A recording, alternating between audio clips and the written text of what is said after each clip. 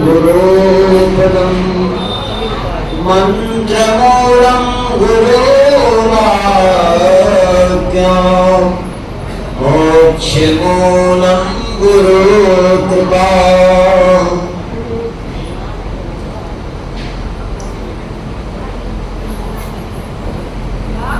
परम पूज्य परम श्रद्धेय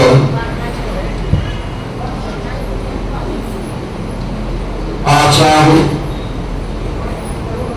श्री प्रेम साहब जी सदगुरु कबीर जागरण भट्ट के आप अध्यक्ष हैं और कार्यक्रम के आयोजन भी हैं।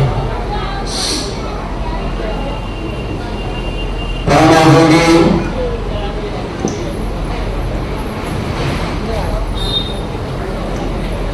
परम पूज्य श्री गुरुदयाल साहब जी डेरा ऋषि पंजाब से पधारे। आदरणीय संसदीय सत्यानंद त्यागी साहब जी कर्मा बाजार प्रयागराज से। परम श्रद्धेय आदरणीय श्री शंकर साहब जी सदगुरु कबीर आश्रम बैरी चौकटवा जनपद फतेहपुर से। परम पूज्य आदरणीय श्री महेंद्र साहब जी सदगुरु कबीर आश्रम करखड़ी गुजरात से। और परमानंदी श्री राम कुमार साहब जी जो संचालक महोदय सदगुरु कबीर आश्रम करखड़ी गुजरात से। आप परम पूज्य सदगुरु श्री ज्ञान साहब जी के अनन्य शिष्यों ने जो अपने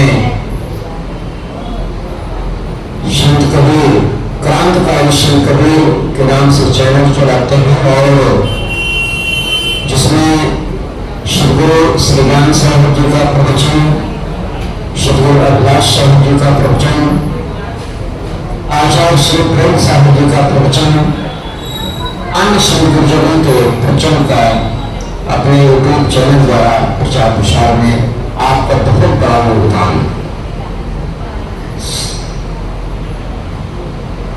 हम आप सबका परम सौभाग्य है दो दिवसीय सदगुरु कबीर सत्संग समारोह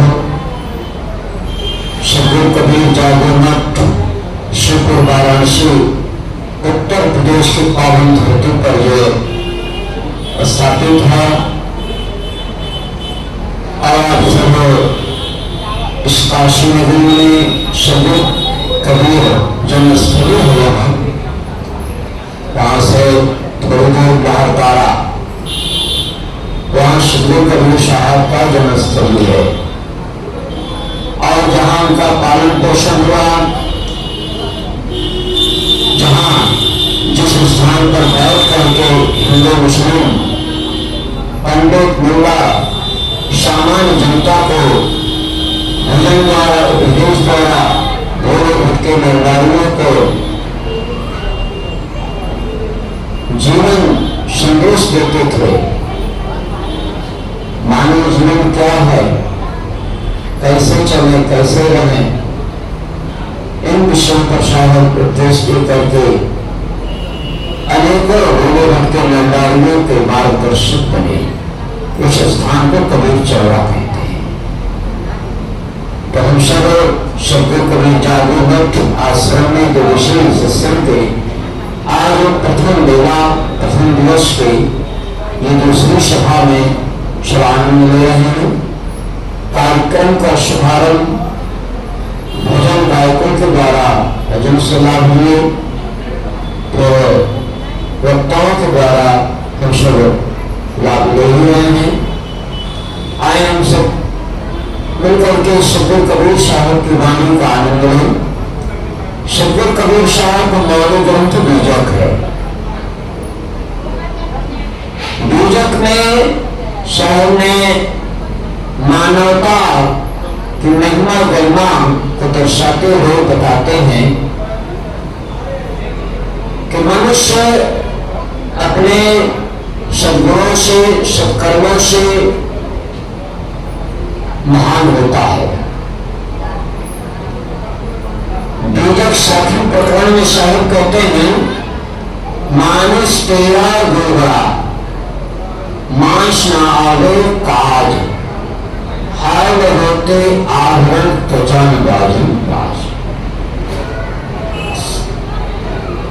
जो यहाँ वर्ण का विभाजन हुआ और साथ साथ जाति का विभाजन हुआ, सदगुरु कबीर साहब मानव मानव के बीच में जो वर्णवाद, जातिवाद, ऊंच नीच की जो दीवार खड़ी की गई,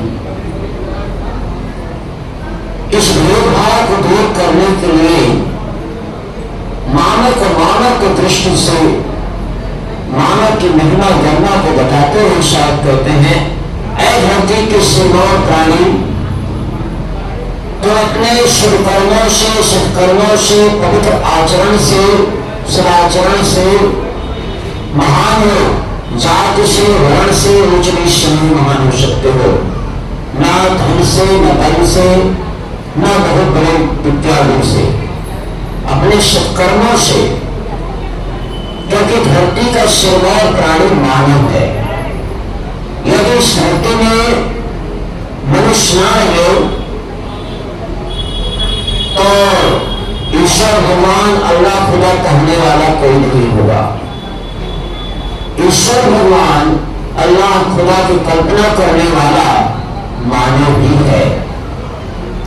इस साखी का पूर्ण से विस्तार के रूप में सदगुरु श्री ज्ञान साहब जी इसी साखी को लेकर के ग्रंथ के आपने लेखन किया, मानस तेरा गोरा। इसी विषय साखी पर आधारित आपका ये ग्रंथ लेख में, तो इस प्रकार से बहुत अच्छे ढंग से साहब ने लेख किया है। और वो साहब का लेख उत्तर प्रदेश जो सदगुरु कबीर आश्रम डेरी चौबसवा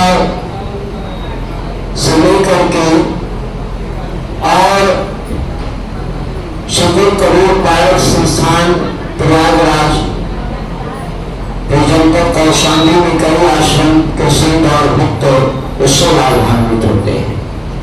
उत्तर प्रदेश, मध्य प्रदेश, छत्तीसगढ़, गुजरात में तो साहब जी का आश्रम ही है। तो साहब ने मानस तेरा गोरा इस साखी को सार्थक साकार करते हुए साहब ने कहा, ऐ मानुष, तुम गुणों से जीते ही महान हो, क्योंकि मरने के पश्चात तेरे मांस का कोई काम नहीं आएगा। त्वचा बाजू बाज, तेरे त्वचा जिससे काला गोरा चमड़े का अभिमान करता है, इससे कोई बाधा भी नहीं बनेगा।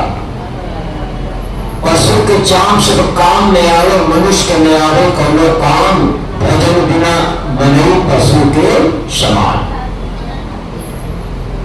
काला गोरा का भेद लेकर के कितना मान विमान अभिमान में रहते हैं नारी, तो कैसे नहीं होना चाहिए। जैसा जिनको मानव को शरीर मिल गया है, अमानव जीवन पा करके शुभ कर्म करना चाहिए, अच्छे कर्म करने चाहिए। अच्छे कर्म गृह आश्रम में रह करके माता पिता बूढ़े बुजुर्गों की सेवा करें, कभी कभी गुरु आश्रम में जाएं, सत्संग में जाएं, तो वहां भी तन मन धन से सेवा करना चाहिए। शायद ने कहा, तन पवित्र सेवा किए, धन पवित्र किए दान, मन पवित्र सत्संग में हो त्रिविध कल्याण। सदगुरु कबीर साहब ने कहा, मानव का जीवन पा करके तन से सेवा करें, तन से सेवा करें। गृहआश्रम, गृहस्थाश्रम, गृहआश्रम में रहें तो माता पिता बड़े बुजुर्गों की सेवा करें। आए हुए द्वार पर मित्र, अतिथि, संग गुरु, दीनमुखी की सेवा करें, क्योंकि बताया गया है मातृदेव भव, पितृदेव भव, आचार्य देव भव, अतिथि देव भव। ये 4 देवता बताए गए हैं। 4 से 5वां नहीं है। अगर 5वां में पड़ता है, शायद बता ही रहे थे कि मंदिरों में जहां तहां भोले भटके तमाम नर नारी भोग दीप में भी, वो तो शुरुआत है, करना भी चाहिए, पर उससे कल्याण नहीं होगा। वो शुरुआत है, वो जड़ है, अजर से चेतन में होना चाहिए। इस प्रकार से तन से सेवा करना चाहिए। ये 4 देवता मातृदेव है, माता पिता, आचार्य गुरु, अतिथि। ये देवता कब कहे गए हैं? कुछ उनमें योग्यता होती है, जिनमें योग्यता होती है, ऐसे योग्य माता पिता गुरु अतिथि को देवता कहा गया है। जो माता पिता जिनके जो भगवत भजन परायण हो गए, अपने बच्चों को लेकर के सत्संग में जाते हैं, बच्चों के द्वारा दान पुण्य कराते हैं, और वही बच्चे आते जाते देखते हुए फिर उनमें संस्कार होता है, वही बच्चे बुढ़ापे में आपकी सेवा करते हैं। ऐसे माता पिता जो बच्चों में अच्छे संस्कार दे रहे हैं, जो सत्संग में ले जाए और अपने पूज्य संगुरुजनों को अपने घर में बुला करके, द्वार पर बुला करके सत्संग करवाएं, बच्चों से दान पुण्य करवाएं, सेवा सत्कार कराएं, जिससे आपका घर आंगन स्वर्ग बन सके। स्वर्ग नर्क कहीं बाहर नहीं है, आपके जीते जी, और आप जहां रह रहे हैं, जिस घर में रह रहे हैं, आपका वही स्वर्ग है, वही वैकुंठ है। क्योंकि कहा गया है जिस घर में संगुरुजनों का शुभागमन होता है, पूरा परिवार भक्तमय होता है, समय समय पर संगुरुजन आते हैं, संगुरुजनों के आगमन पर जो भी लाभ होता है, महापुरुषों ने बताया है कि सद्गुरु संतों के आगमन पर अनेकों लाभ, अनेकों सुख मिलता है। कहा गया है पहला सुख निरोगी काया, दूजे हो कछु घर में माया, तीजे हो कुलवंती नारी, चौथे हो सुत आज्ञाकारी, नारी पुरुष देख मत होई, ताको धर्म डिगे नहीं कोई, 4 पदार्थ जिन घर होई, गुरु भक्ति कर मुक्ति में, समुद्र परिवार में तागल स्वर्ग समान, साधु शिव गुरु भक्त कर मोक्ष महान। शंकर ने बताया पहला सुख निरोगी काया। आज आप थोड़ा सा बीमार हो, तुरंत मेडिकल स्टोर पहुंच गए, डॉक्टर साहब के पास पहुंच जाते हैं, एलोपैथिक दवा तत्काल तो आराम करते हो, फायदा करेगा, पर दूसरी बीमारी बुला देता है। इसलिए श्रोताओं से निवेदन है, चिकित्सा की तो पद्धति है, आयुर्वेदिक, होम्योपैथिक, एलोपैथिक और एकोप्रेशर। फिलहाल रोगी कहीं न कहीं से ठीक होना चाहिए, सभी पद्धतियों का समन्वय है। इसी प्रकार से सत्संग में बताया गया कि आपका पहला सुख क्या है? निरोगी काया। जब संयम से रहोगे, सदगुरु श्री ज्ञान साहेब जी एक संयम से लाभ नाम की पुस्तक लेख किया है, संयम से लाभ। संयम से रहोगे तो आपका स्वास्थ्य अच्छा रहेगा, सादा जीवन उच्च विचार। सदगुरु विलास साहब जी प्रवचन में कहा करते थे, कम खाओ कम खाओ। कम खाओगे तो आपका संतुलित आहार विहार अच्छा रहेगा, स्वास्थ्य अच्छा रहेगा। स्वास्थ्य अच्छा रहेगा तो आप निरोग रहेंगे, अनिरोग रहेंगे तो आपका जो पैसा रुपया है वो आप को व्यवसाय में लगेगा, बच्चों को पढ़ाई में लगेगा और घर के कार्य में लगेगा। तो इस प्रकार से पहला शुभ योगी का आया। दूजे हो कुछ घर में माया, और कुछ माया हो जिससे माता पिता गुरुजनों की सेवा हो, द्वार पर कोई अभ्यागत आए उनकी भी सेवा हो। साईं इतना दीजिए जामे कुंडम सुनाए, मैं भी भूखा नारम साधन भूखा जाए। इस भावना से जो भी माया हो कुछ धर्म कर्म करना चाहिए।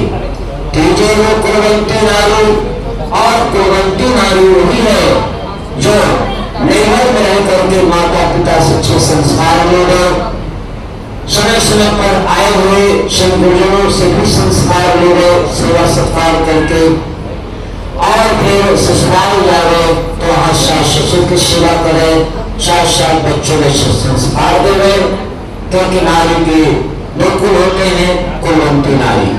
इस प्रकार से कुलवंती नारी यदि है तो परिवार समाज को सुख मिलेगा। चौथे हो सुख आज्ञाकारी। चौथा सुख क्या है? आज्ञाकारी सुपुत्र होना चाहिए। अगर आपको श्रवण कुमार ये सुपुत्र बनाना है तो आप बच्चों को अच्छे संस्कार देने, अच्छे संस्कार कहाँ मिलते हैं?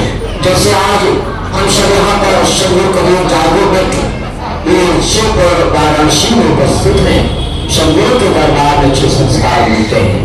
तो इस प्रकार से आज्ञाकारी सुपुत्र बनाइए। फिर कहा गया नार पुरुष एक मत हुई। जिस घर परिवार में पत्नी में आपस में प्रेम सामंजस्य होता है उस घर में कोई आपको बिगाड़ने वाला नहीं होता है।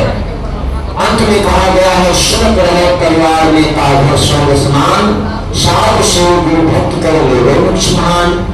जिस घर में आपस में पिता पुत्र में, भाई भाई में, पत्नी में जहाँ प्रेम है, सुमति है, जहाँ सुमत संपत्त माना, जहाँ कुमत विपत्ति माना बताया गया। तो जिस घर में सुबह संगठन रहेगा, साथ साथ गुरु भक्ति रहेगा, संतों की सेवा सत्कार होगा, अतिथि सेवा होगा, उस घर को सदगुरु महापुरुषों ने कहा वो जीते जी स्वर्ग है, जीते जी वैकुंठ है। इस प्रकार से सदगुरु संतों के दरबार में समय समय पर आकर के उनसे आशीर्वाद लेना चाहिए।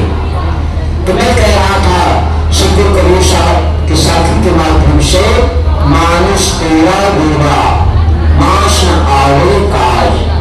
ऐ मानव तुम अपने संगलों से, पवित्र विचारों से महान हो, क्योंकि मरने के बाद तेरे मांस का कोई काम नहीं आएगा और त्वचा से कोई बाजा नहीं बनेगा। साथ साथ हाल में होते आभरण और तेरे हड्डी को कोई आभूषण नहीं बनेगा। तो इसलिए जीते जी शुभ कर्म करके, सत्कर्म करके, भगवान भजन परायण होकर के मानव जीवन को सफल बनाए। इस सदगुरु कबीर जागरूक मत हो कि कुछ संत अपने जिला कौशाम्बी में कुछ भाव में जाया करते थे, जिनके नाम श्री बुलंद साहब जी, श्री जीवन साहब जी, मान सिंह प्रकाश साहब जाया करते थे। ऐसे महापुरुष के नाम सुनता था।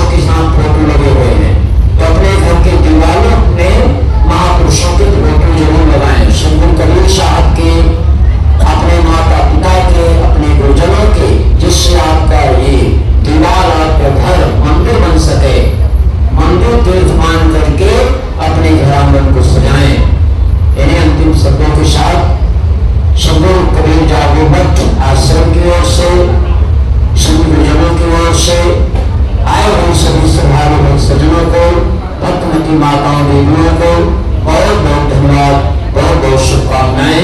इन्हें अंतिम शब्दों के साथ मैं अपनी वाणी को विराम देता हूँ।